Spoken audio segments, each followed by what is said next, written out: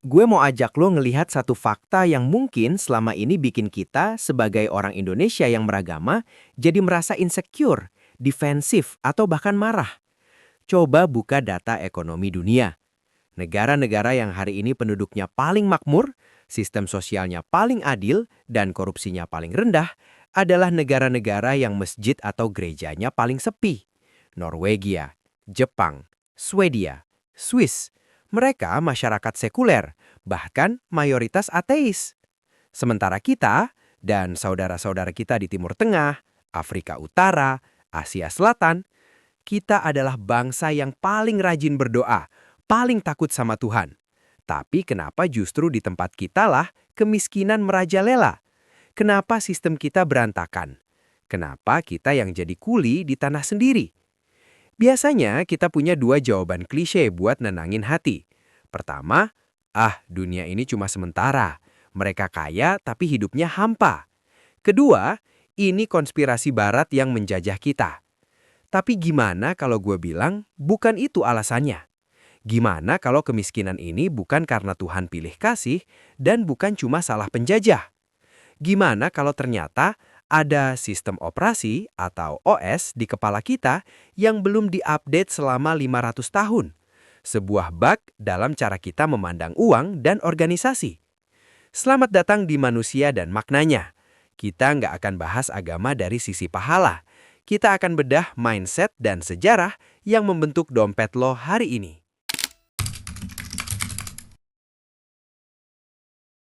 Biar lo nggak salah paham, kita harus mundur dulu ke belakang. Tahun 1000 Masehi, kalau lo mau cari orang paling kaya dan paling pintar di dunia, lo nggak pergi ke London atau Paris. Lo perginya ke Baghdad atau Damaskus. Waktu itu, Eropa masih zaman kegelapan. Mereka jorok, miskin, dan bodoh. Sementara pedagang muslim menguasai ekonomi global. Konsep cek, kwitansi, dan pasar bebas itu disempurnakan oleh peradaban Islam. Jadi, tesis bahwa Islam bikin miskin itu salah total secara sejarah. Tapi, masalahnya muncul di abad ke-18 saat Eropa tiba-tiba lari kencang dengan revolusi industri, dunia Islam jalan di tempat.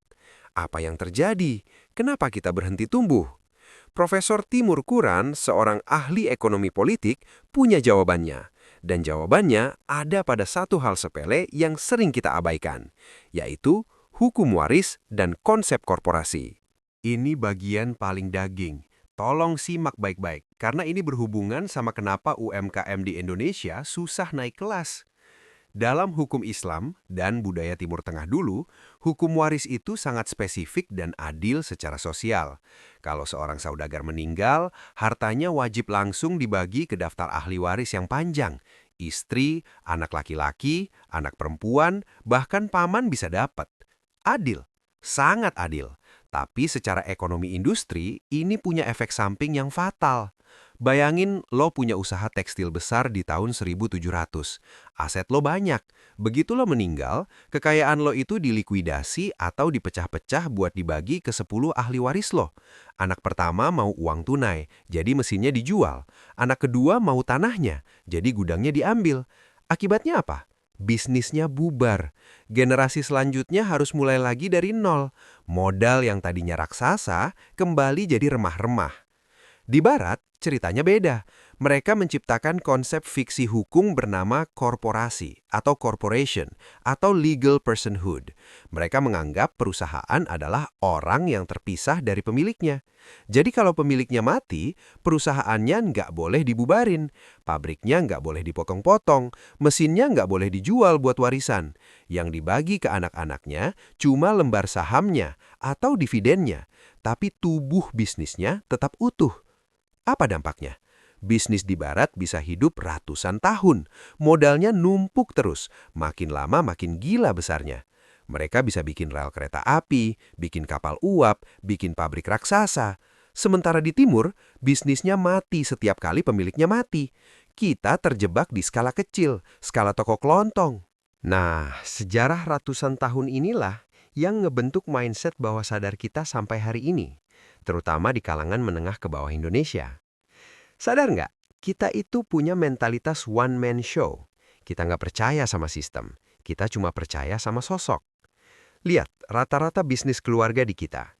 Uang dapur sama uang modal nyampur. Nggak ada pembukuan yang jelas karena merasa, ini kan punya gue sendiri. Kita nggak menganggap bisnis kita sebagai entitas terpisah. Akibatnya, bisnis kita sangat rapuh. Si bapak sakit, toko tutup. Si ibu malas masak, warung nggak buka. Ada masalah keluarga, uang modal kepake. Sementara mindset negara maju yang kaya raya itu, mereka berpikir secara institusional. Mereka misahin emosi pribadi dari sistem kerja. Mereka bikin aturan main yang jalan otomatis, mau bosnya ada atau enggak. Jadi, poin pertamanya ini. Negara barat kaya bukan karena mereka ateis. Mereka kaya karena mereka berhasil menciptakan sistem yang bikin uang dan aset mereka abadi, melampaui umur manusia. Sementara kita sibuk memecah-mecah aset setiap ganti generasi. Tapi itu baru satu masalah. Masalah kedua lebih parah lagi. Ini soal ketakutan kita sama hal baru. Soal kenapa nenek moyang kita dulu melarang mesin cetak selama 300 tahun, yang bikin kita jadi bangsa yang telat mikir. Kita bahas di part selanjutnya.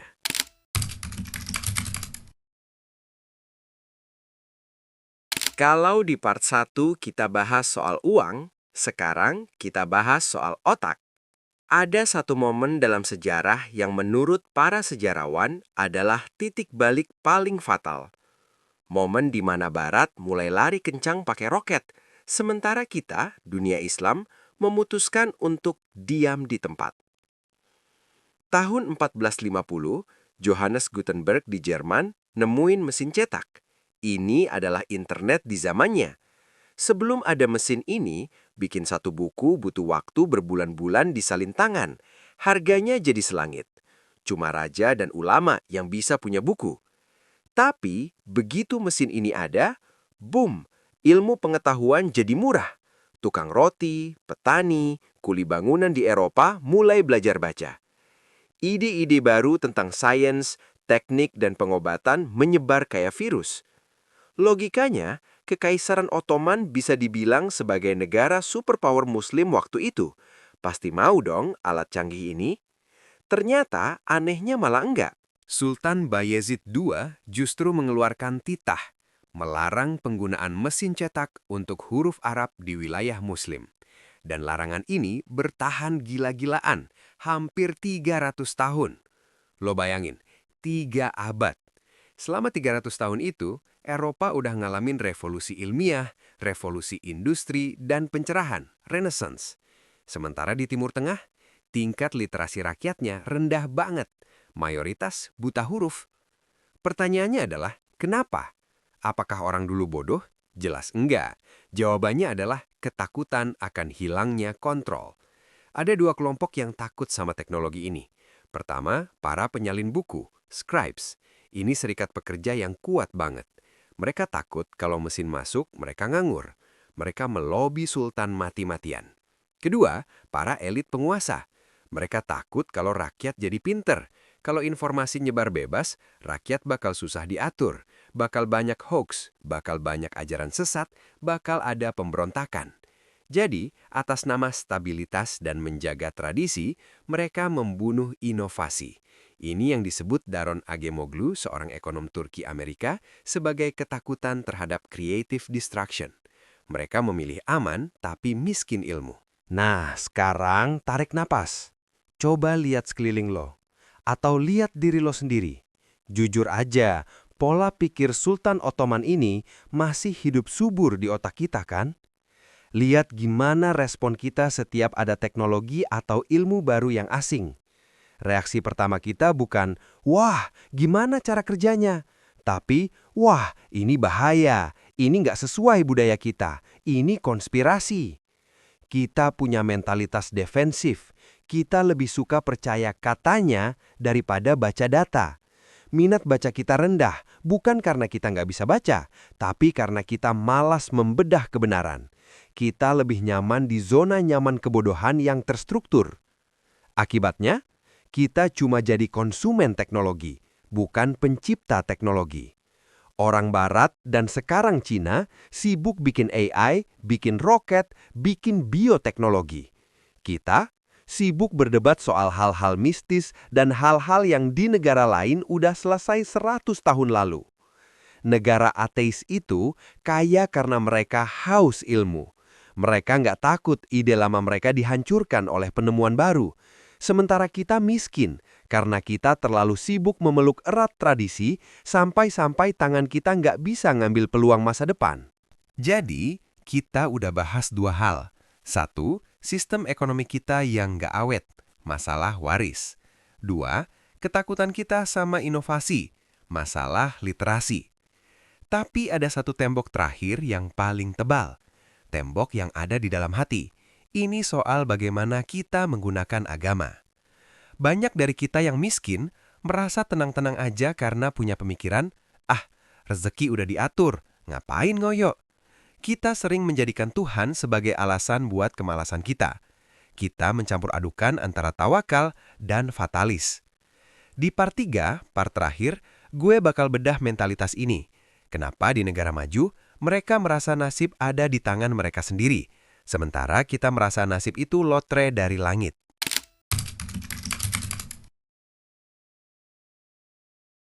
Oke, sebelum lo salah paham dan ngira gue nyuruh lo murtad biar kaya, dengerin ini baik-baik. Riset dari sosiolog Pippa Norris dan Ronald Inglehart menjelaskan fenomena ini dengan sangat logis.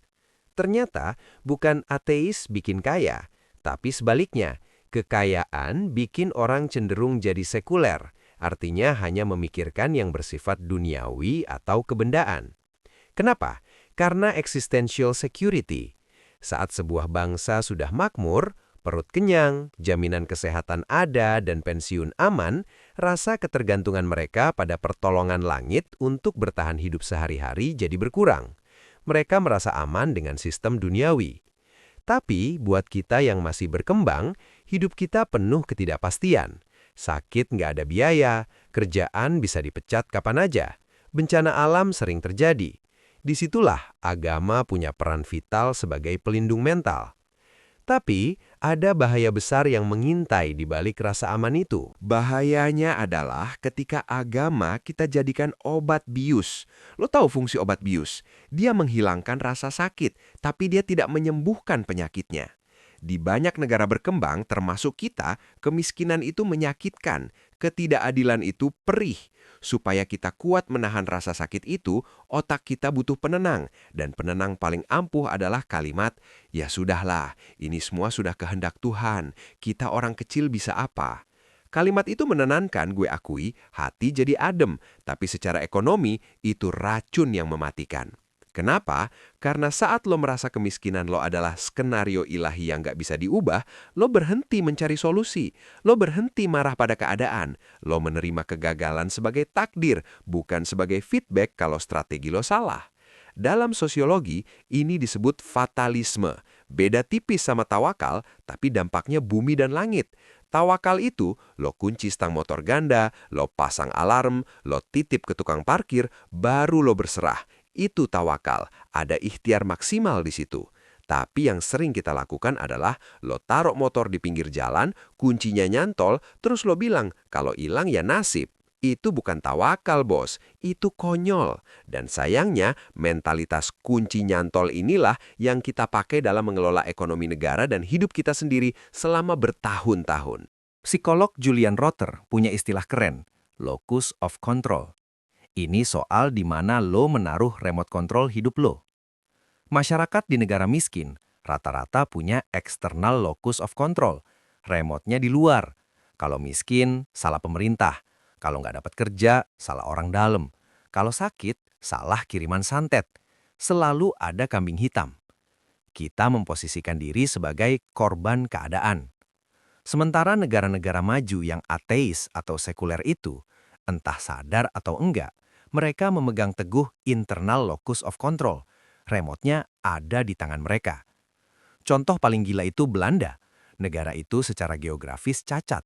Tanahnya di bawah permukaan laut. Harusnya tenggelam tiap kali pasang. Kalau mereka pakai mental fatalis, mereka udah bubar dari dulu sambil bilang, ini azab alam. Tapi mereka punya agensi, yaitu rasa berdaya. Mereka bilang, Tuhan kasih masalah, berarti Tuhan juga kasih otak buat nyelesainnya. Mereka bendung lautnya, mereka bikin daratan baru, mereka menolak tunduk pada takdir geografis. Mentalitas ini yang mahal, mentalitas yang bilang, gue nggak peduli siapa presidennya, gue nggak peduli seberapa susah start gue yang bertanggung jawab sama isi dompet gue. Selama kita masih nunggu diselamatin orang lain, selama itu juga kita bakal tetap jadi negara berkembang.